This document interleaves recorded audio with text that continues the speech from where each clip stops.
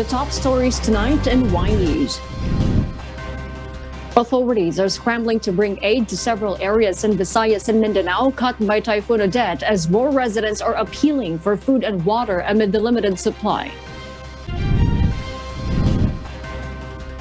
The Philippines has detected its third case of the Omicron COVID-19 variant from a returning overseas Filipino worker who went home last month.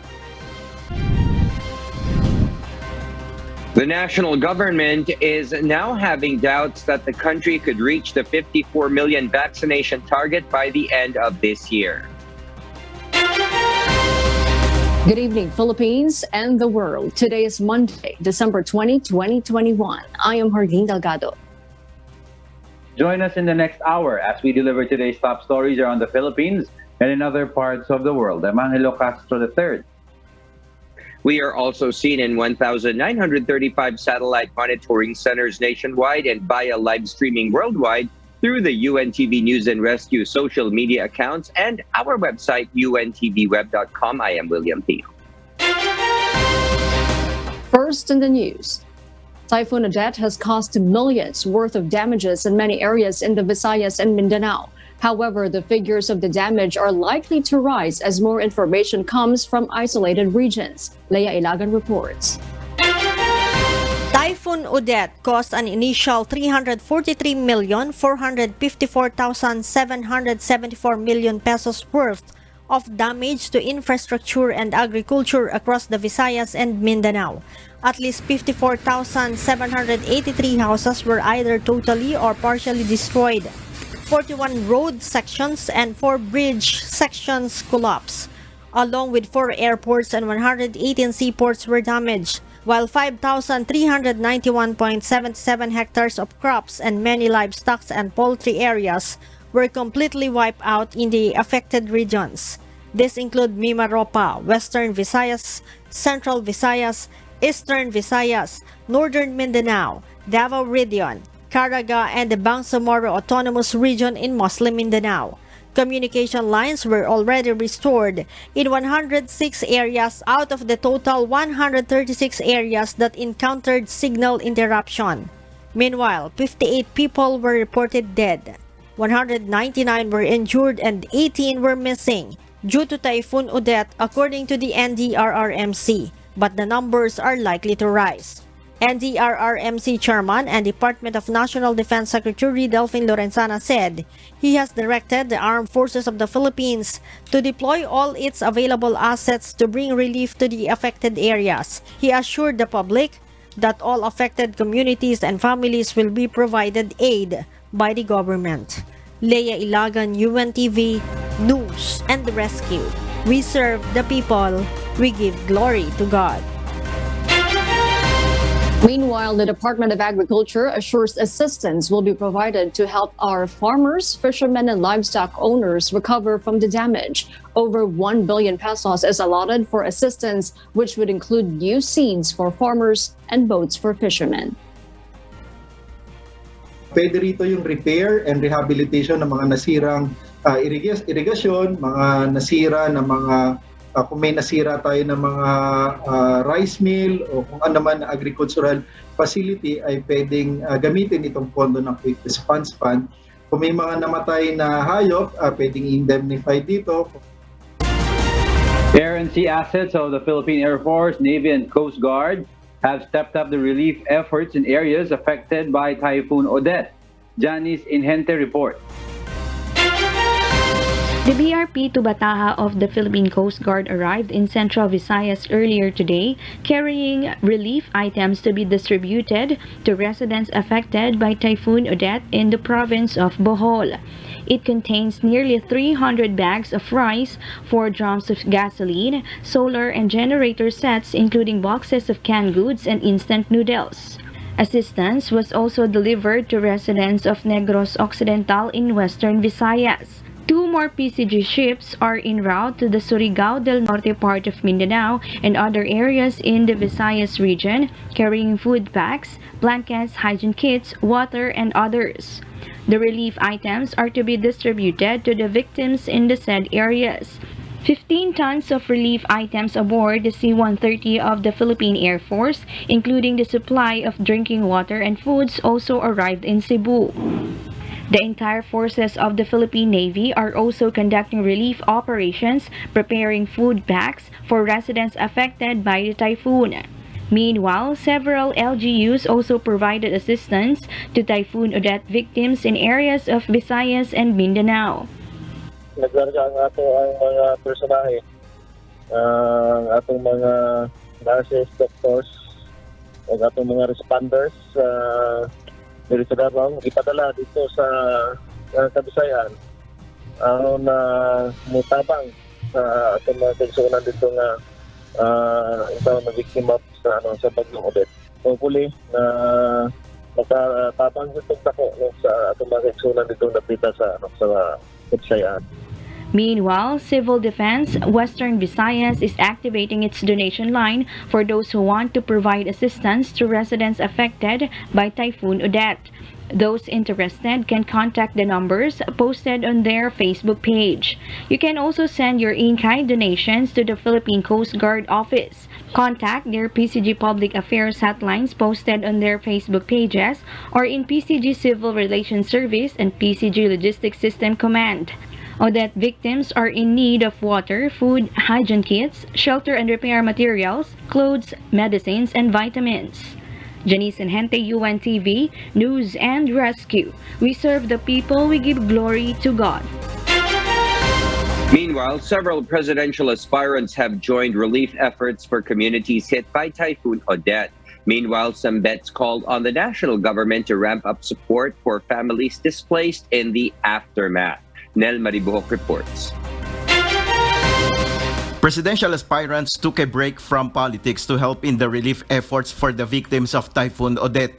The unity team of Ferdinand Bongbong Marcos and Davao City Mayor Sara Duterte raised funds amounting to 15 million pesos and 23.3 million total cost of relief items for calamity victims. The tandem visited today the provinces of Surigao del Norte, Capiz, Masbate, and Negros Occidental to deliver the aid. Meanwhile, Vice President Leni Robredo appeals for help for residents in the Dinagat Island. Robredo, who personally visited the province, said the recent typhoon leveled many areas including its provincial capital. Ang problema po sa Dinagat, ganun din. Nakapreposition sila ng goods, pero dahil sa bagsik ng bagyo, talagang nabasa yung lahat. Walang pagkain, kulang yung drinking water, walang krudong available. Yung pinoproblema po ni Governor Kaka, yung kanilang district hospital na may mga pasyente, walang pangkrudo sa generator. The Vice President also showed on her Facebook account that many roads are still inaccessible, forcing them to use motorcycles to bring aid to isolated areas. Dinagat Island's Governor Kaka Bagao in her FB post thanked Robredo for the 3.5 million peso cash assistance and relief goods. Meanwhile, Manila Mayor Isko Moreno Dumagoso called on the Insurance Commission to speed up claims of Typhoon Odette victims. The Insurance Commission is the government arm that regulates and supervises the insurance, pre-need and health maintenance organization or HMO industries. Nananawagan ako sa National Insurance Commission na tawagan ng pansin, pabilisin yung insurance claim ng mga bahay at negosyo kasi kailangan mabilis ang kilos dahil kailangan nila doon ng panggastos. Kailangan nila tubig, kuryente, hindi ko naman kayang dalhin yun. Aside from 2.5 million peso assistance from the Manila City Hall, the Manila City Council initiated a fundraising drive among themselves and came up with a 370,000 pesos donation for victims of the typhoon. Senator Manny Pacquiao, on the other hand, said that he will wait for things to settle down, noting that his presence could disrupt the ongoing rescue and relief efforts. Pacquiao said he is helping with the ongoing coordination efforts to various local government officials and the repacking and deployment of relief goods. Last Sunday night, a humanitarian flight has landed on Cebu and unloaded 10 tons of assorted relief items, including boxes of bottled water. Meanwhile, the supporters of Partido Reforma standard-bearer Panfilo Lacson have distributed relief goods in Leyte.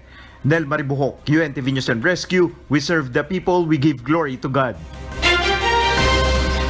Days after Typhoon Odette left the country, many residents in typhoon-hit areas continued to clamor for assistance due to shortage of food, water, power, and gasoline.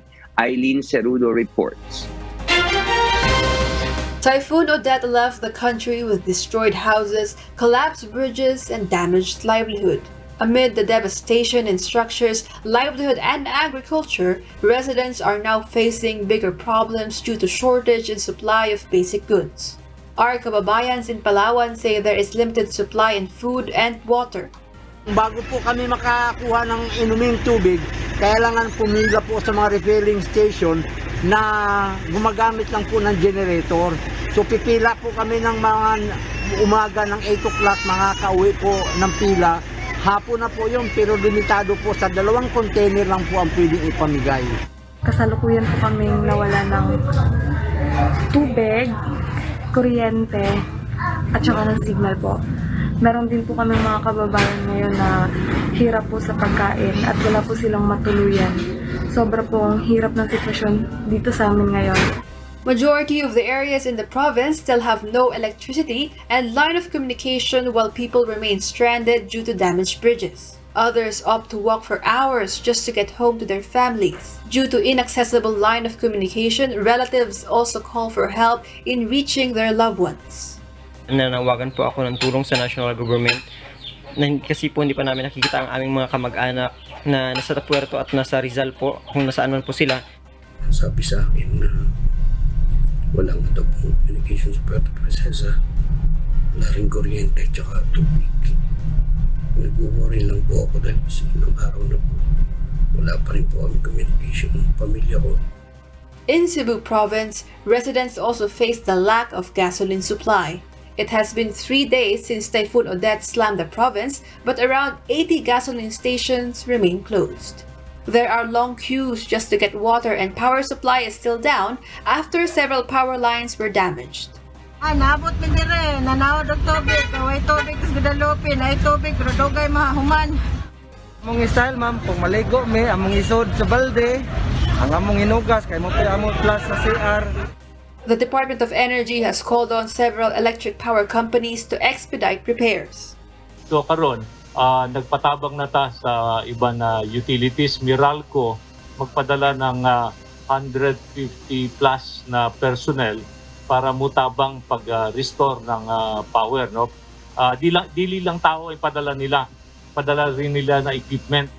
As of 10 a.m. today, only 38.7% of sub-transmission line substations of Visayas Electric Company are operational, while 27.74% of primary distribution lines are repaired.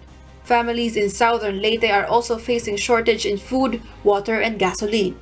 According to the provincial government, residents are also in need of supply of basic goods. Bukod sa bigas, talaga kailangan namin ng parang water hydrant, yung panglinis ng tubig para hindi mag-umpisa ang diarrhea kasi syempre apektado lahat. Yung pangalawa, yung paubos na rin yung aming krudo para sa mga generator sa mga ospital kasi marami kami more than 100 na natahi, nasugat dahil tinamaan ng bubog, tinamaan ng yero. However, the local government laments there is difficulty in delivering relief goods in the province due to debris and blockage brought by landslides. Clearing operations conducted by the Department of Public Works and Highways are ongoing. Eileen Cerudo, UNTV News and Rescue. We serve the people. We give glory to God.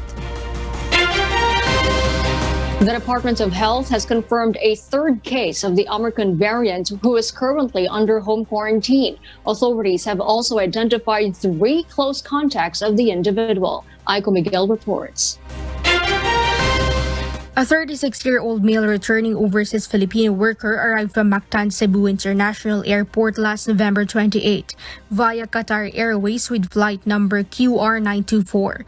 Health spokesperson Undersecretary Maria Rosario Vergeres said he was isolated in a facility until December 16 for testing positive for COVID-19 on December 5. He is currently in Cavite undergoing home quarantine and is asymptomatic since he arrived in the country. Undersecretary Vergeres said he is now negative based on his latest RT-PCR test yesterday. Health authorities are also verifying information of his co-passengers. if there are other confirmed cases or passengers who became symptomatic after arrival. The DOH has also traced 3 of his close contacts. Close contacts from the flight manifest kung saan na-monitor natin home quarantine sila, we already retested them and all of them turned to be had results of negative. The DOH reminds the public to be vigilant as experts are continuously studying the characteristics of Omicron variant. Evidences are still evolving. We had been receiving reports and also evidences posted online. Lahat po ng mga datos na lumalabas ngayon, hindi pa ho yan peer-reviewed. Ibig sabihin, hindi pa completed evidence. All are advised to isolate and seek medical consultation when experiencing flu-like symptoms with body malaise, loose bowel movements, and lower back pain, as these are the reported common symptoms of Omicron cases in other countries. Aiko Miguel, UNTV News and Rescue. We serve the people, we give glory to God. The national government's push to vaccinate 54 million Filipinos by the end of the year could now be in doubt. Rosalie Cos explains why. Local government units which are severely hit by Typhoon Odette will not be pressured by the national government to hit their vaccination target. This is for them to focus on their relief, rehabilitation, and recovery efforts. However, the National Task Force Against COVID-19 admitted it is now challenging for the country to hit the target of 54 million fully vaccinated Filipinos before 2021 ends because of the impact of the typhoon. Basically, talagang it's a challenge for us to push for the 54 million. We are still pushing for it kasi nakita natin na the Omicron is our greater challenge. Kailangan pa rin na tumugas despite the challenges, despite this onslaught of the typhoon. Kailangan we have to be strong and pursue yung higher objective natin na to really protect our people against the virus. We will really try our best to hit the goal of 54 million. Pero napakalaki talaga nitong epekto nitong bagyo, lalo na dun sa mga areas na talagang halos hindi nakakapagbakuna dahil nga sa bigat ng tama, lalo na halimbawa sa Cebu, kung saan napakadami pa talagang unvaccinated, pero ngayon hindi tayo makagalaw doon dahil nga walang mga facilities. Based on the report of the government, 43.5 million Filipinos have completed their vaccine doses against COVID-19 as of December 19, 2021. However, the country still needs to inoculate 10.5 million to reach the 54 million target. The data of the National Vaccination Operations Center shows that 2.5 million doses have been administered in the second round of Bayanihan Bakunahan from December 15 to 18, far from 7 million doses target. Meanwhile, the government will just intensify the vaccination efforts in other parts of the country. The Department of Health also plans to conduct vaccination drive in areas affected by Typhoon Odette once residents are relocated and settled in the evacuation sites. Rosalie Cos, UNTV News and Rescue. We serve the people, we give glory to God. The Department of Health, or DOH, continuously gathers reports in regions affected by the onslaught of Typhoon Odette. As of December 19, the DOH records vaccine wastage in vials of Pfizer COVID-19 vaccines in Bingawan, Iloilo Province. An operations center will replenish COVID-19 vaccine stocks in Region 6. Health spokesperson Yusek Maria Rosario Vergera says they are still assessing the situation in Eastern and Central Visayas and Caraga to check the condition of COVID-19 vaccines in the areas. The DOH reported that 12 regions have no vaccine wastage. The health department lauds the efforts of local governments to secure their COVID-19 vaccine supply. The Philippines today logged 263 more cases of COVID-19, pushing the nationwide tally of confirmed infections to 2,837,730. The Department of Health, or DOH, said the latest count brought the country's active cases to 9,592. Of these cases, 3,569 are mild, 3,375 are moderate, 1,797 are severe, 473 are asymptomatic, and 378 are in critical condition. Meanwhile, total recoveries rose to 2,777,354 after 390 more patients recovered from the disease. COVID-related deaths climbed to 50,784 with 45 new fatalities. All accredited testing laboratories in the country were operational on December 18, but 5 laboratories failed to submit data on time, the DOH noted in its report. Meanwhile, the overall global COVID-19 caseload has reached 274,712,746, while the deaths have surged to 5,354,635, according to the Johns Hopkins University. The U.S. is the worst-hit country with the world's highest number of cases and deaths at 50,846,823 and 806,438 respectively. In terms of infections, India follows with 34,746,838 cases and 477,554 deaths. In terms of deaths, Brazil comes third with 617,803 fatalities. Prices of several holiday food items remain according to the suggested retail price under Price Watch of the Department of Trade and Industry. JP Nunez will give us the details live. Yes, JP, go ahead. Yes, Diego, good evening. Department of Trade and Industry inspected several supermarket and grocery stores in Quezon City. They observed holiday food items remain according to their suggested retail price and even lower than their price bulletin. Trade Undersecretary Ruth Castelo says various holiday food items are going out of stock in supermarkets days before holiday season. She explains that this is due to supermarkets imposing suggested retail price, with the SRP prime commodities remain affordable for consumers. If you notice, yung mga nasa SRP bulletin natin, kukunti na lang yung stocks or minsan wala na kasi ito nga yung mababang presyo na pinipili ng consumers.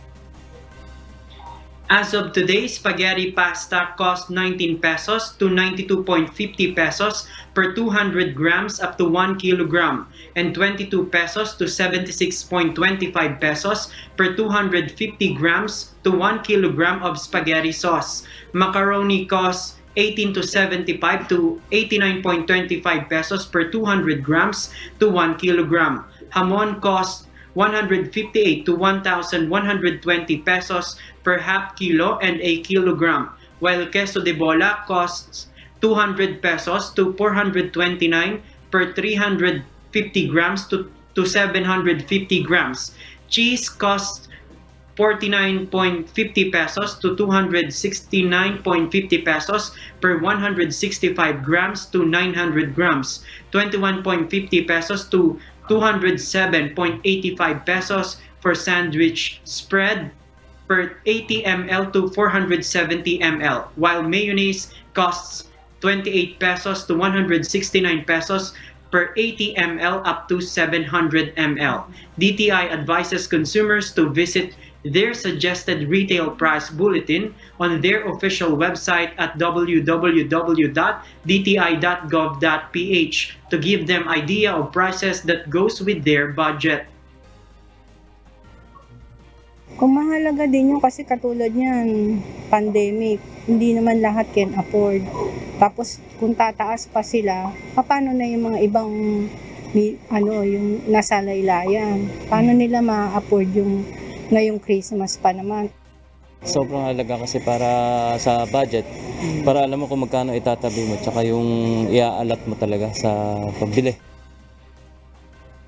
Meanwhile, during the inspection, a grocery store was found not displaying proper price tags on some items such as spaghetti pasta, macaroni, and cheese. DTI will issue a show cause order to violating grocery stores and may face violation of Price Act or Consumer Act. Pagka hindi sila sumunod, kasi violation ng price tag law yan, syempre kakasuhan natin sila, will file a formal charge against retailers na walang price tag. However, store manager explains their reason. Minsan mayroon nalipat dito sa baba, mayroon sa taas. Kasi ang nangyari, babaklasin kasi namin yan araw-araw eh. Ay itong mga dicer, minsan hindi na nakikita yun na yung presyo pala, iba pala yung paglalagyan ng mga items. Siyempre, sarami talaga ng ginagawa. Saka wala kaming masyadong dicer. Kaya yun ang hindi namin na kaagad na asikaso. Kulang talaga sa manpower. Diego, they assure to immediately put price tags on the items. Sasagutin na lang po namin, no? Wala naman tayo magawa doon kung bibigyan kami ng show cause order. Action ang kagad namin yan, Diego, prices of holiday food items are expected to remain according to suggested retail price during holiday season unless DTI issues an updated price bulletin. That is our latest live. Back to you, Diego. Thank you, JP Nunez, reporting live from Quezon City.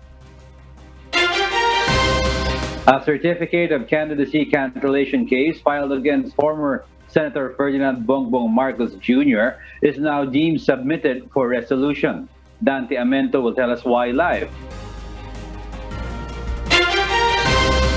Yes, Dante, go ahead.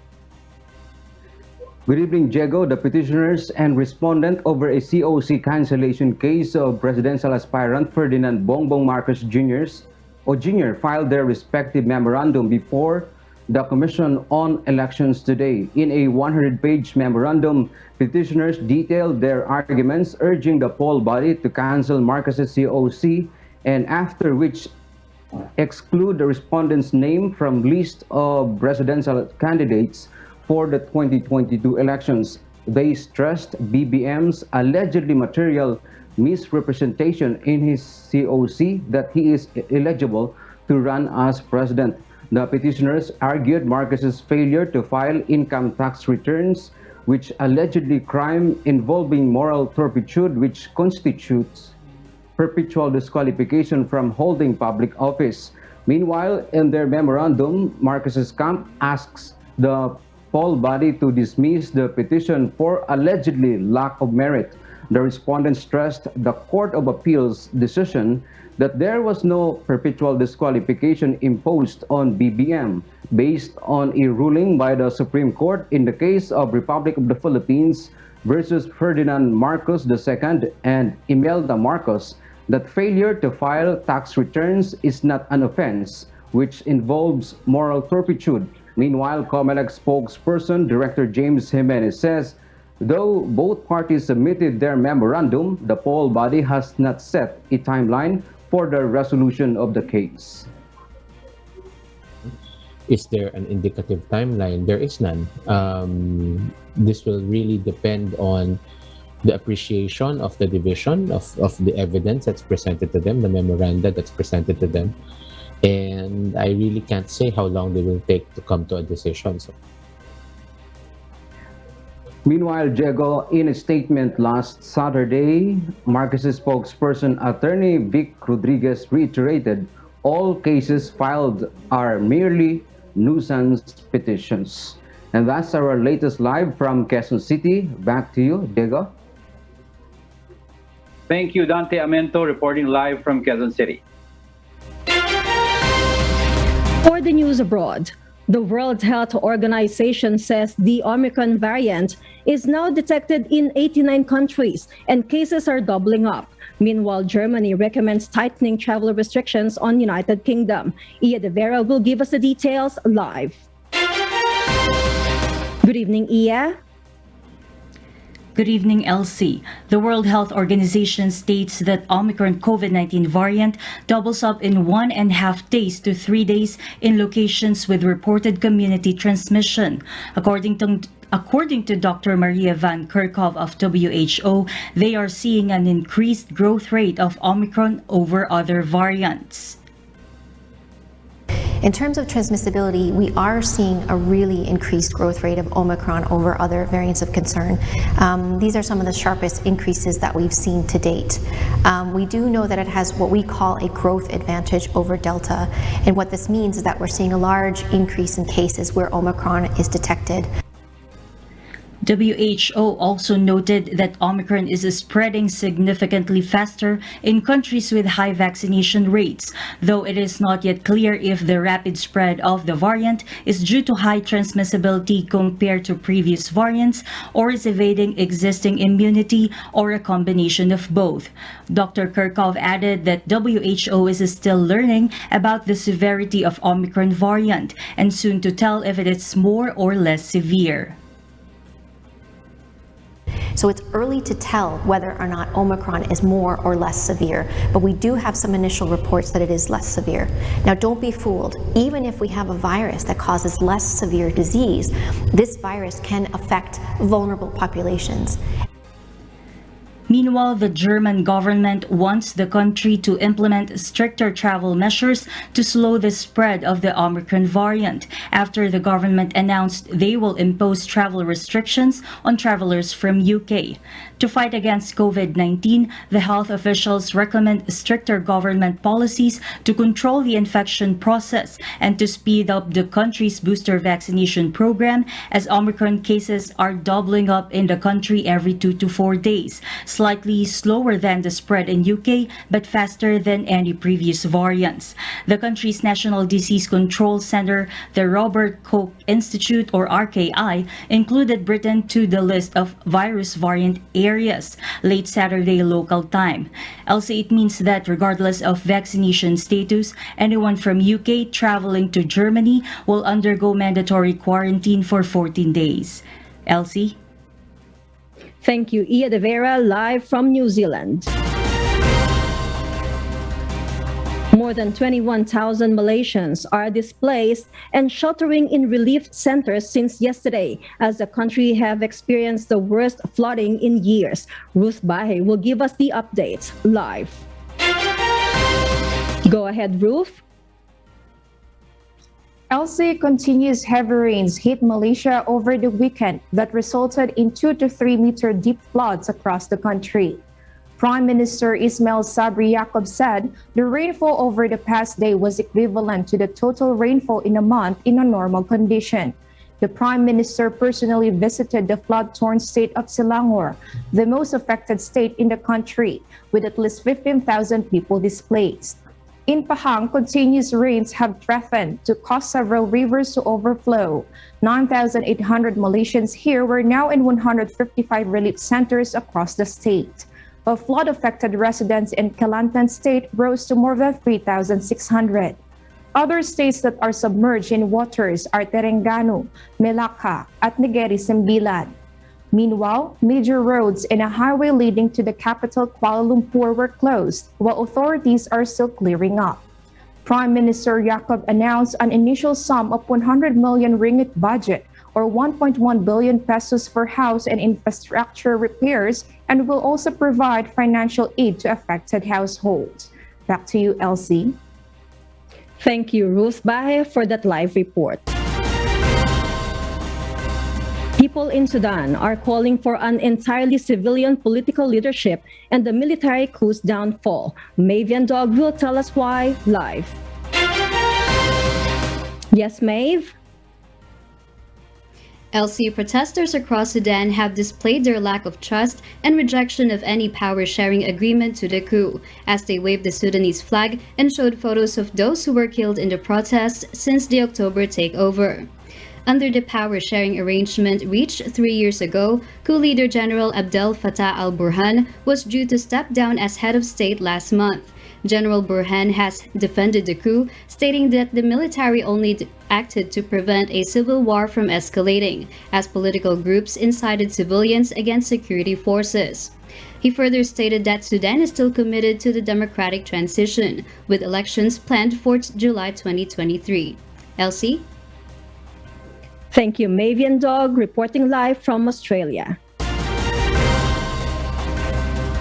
To mark the 10th death anniversary of Kim Jong-il, the ruler of North Korea from 1994 until his death in 2011, North Korea has barred citizens from showing any signs of happiness for the coming 11 days. Beginning December 17, citizens have been ordered not to engage in alcohol consumption, celebrating birthdays, laughing, or workout. Particularly on Friday, North Koreans have also been directed not to venture for grocery shopping. Ordinary citizens are not allowed to perform funeral rites in case they coincide with the national mourning period and are not allowed to cry out loud. The authorities have tasked a special squad of police officers to ensure citizens comply with the somber rules. Chinese tennis player Peng Shuai has denied for the first time that she has made any sexual assault claims against a senior Chinese official. Marvi Delphine will tell us the details live. Yes, Marvi? Elsie, since a social media post was released on the 2nd of November in which Peng Shuai wrote and accused the former Vice Premier Chang Gao-li of committing sexual assault against her, the world has been watching and has been concerned of Shuai's well-being. Now coming forward in her recent foreign interview, Shuai claims in a letter she wrote to the Women's Tennis Association, or WTA, that she never accused her former senior of such acts, contradicting her now deleted post, which she says was posted without her consent. This post, however, did not go unnoticed, as international tennis stars by the names of Serena Williams and Naomi Osaka questioning her location after she disappeared from the media using the hashtag #WhereIsPengShuai. It also led to the criticism of China, in which the Women's Tennis Association disclosed that future tournaments which will be held in China would be suspended, coming alongside the boycott of the Winter Olympics being held in Beijing. Now, recently, video footage of Peng Shuai has been released where she is seen giggling and talking with famous NBA player Yao Ming. However, international concerns of her well-being still persists. The WTA's chairman and CEO, Steve Simon, remains concerned that Peng Shuai's situation and sexual assault accusation, which he says was swept under the rug, and was a post which caused international concern for Peng Shuai. Elsie? Thank you, Marvi Delphine. They're reporting live from Australia. And those are the reasons behind the news in other parts of the globe. I am Elsie Marcos, live from Auckland, New Zealand. Good evening. Following the onslaught of Typhoon Odette, a disaster scientist reminds communities that the hazard impacts such as flash floods and landslides can be mitigated through a disaster preparedness and developing a culture of safety. Harleen Delgado will tell us why. Knowing the hazards in your community is vital in preparing for disasters and reducing its impacts. This was highlighted by disaster scientist and director of UP Nationwide Operational Assessment of Hazards, or NOAA, Dr. Mahar Lagmay, following the lashing of Typhoon Odette, which wiped out communities in many parts of Visayas and Mindanao. In an interview with Politiscoop, Lagmay underscored the importance of disaster preparedness and mitigation by knowing the hazards in every community, such as flash floods, landslides, and storm surges. There are applications that can be used for hazard assessment, such as the NOAA app and the Hazard Hunter PH. Gamitin yung mga mapang yan, planuhin long in advance. Gamitin para mag-develop ng inyong komunidad para ligtas yung mga dinidevelop ninyo. Yung evacuation center, lahat ng pwedeng itayo, ilayo nyo doon sa panganib. Pero, gamit nyo yung mga mapang yan. The scientists also emphasized the importance of nurturing a culture of safety and starting young. Na hindi mo na sila kailangan pilitin, di ba? Kasi parte ng kultura nila. Walang disiplinang pinag-uusapan kasi pag sinabing disiplina, ginagawa ng mga tao yan nang hindi naman talaga nila parte ng katawan nila o parte ng puso nila, di ba? Pero pag nasa kultura yan, yung culture of safety na yan at kaalaman na yan, ay mas maganda yung ating response. Now that the elections are drawing near, Lagmay also reminded the Filipino voters to look for candidates who have disaster mitigation in their platform, noting that it is also a primary issue in the country. Kung ipaplano mo ang bawat syudad, no, bawat city and municipality, gamit ang disaster platform, iiwas mo yung mga development sa mga hazardous areas, aalamin nung city ano yung mga tamang intervensyon, magaganda yung development, maayos ang development na ligtas sa mga panganib. Yung land use plan naman ng bawat city and municipality ay dapat tugma doon sa vision ng mga tao sa komunidad. Kung ano ang gusto ng mga tao, hindi kung ano ang gusto ng politiko. Harleen Delgado, UNTV News and Rescue. We serve the people. We give glory to God. And before we close, we will leave you with a word, giving glory to God. From the book of 1 Corinthians, chapter 14, verse 33, it says, "For God is not the author of confusion, but of peace, as in all churches of the saints."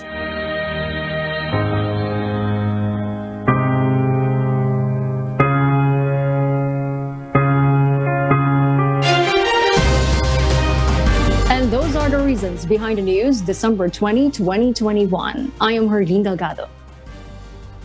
Reasons we deliver to you as they unfold, Evangelio Castro III. And because we need to know, we will always ask why. I am William Theo. We serve the people. We give glory to God.